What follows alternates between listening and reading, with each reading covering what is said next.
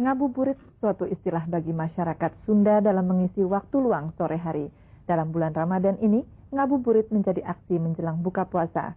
Misalnya berkumpul-kumpul di alun-alun sambil bermain. Tradisi ngabuburit seperti yang dilakukan warga kota Tasikmalaya ini sudah berjalan puluhan tahun. Banyak anak-anak menikmati sosialisasi semacam ini dengan cara yang hampir sama. Setelah mereka lelah bermain, bernyanyi, ataupun berolahraga, mereka kemudian berbelanja makanan ringan untuk berbuka puasa. Menjelang azan maghrib, banyak juga di antara mereka menggunakan waktunya dengan membaca buku sewaan seharga 50-100 rupiah. Beberapa buku komik yang sedang trendy dari ibu kota banyak juga ditemui di sini seperti Candy Candy atau Doraemon.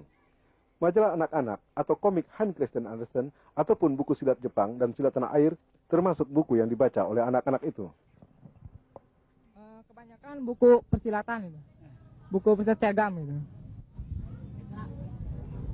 Tradisi ini juga dimanfaatkan oleh orang-orang dewasa untuk menyewakan mainan elektronik semacam game watch, serta para penjual makanan ringan tradisional sampai makanan berplastik hasil industri, serta penjual cenderamata.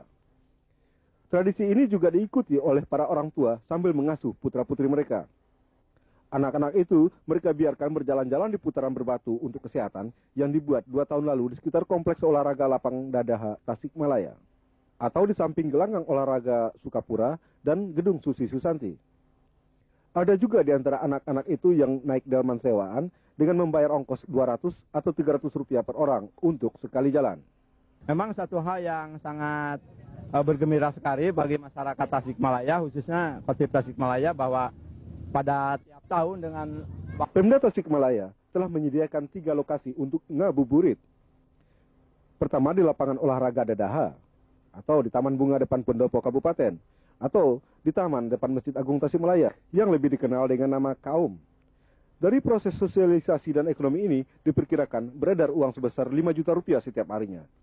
Demikian koresponden RCTI SCTV Eryadi Budiman melaporkan dari Kotif Tasikmalaya, Jawa Barat.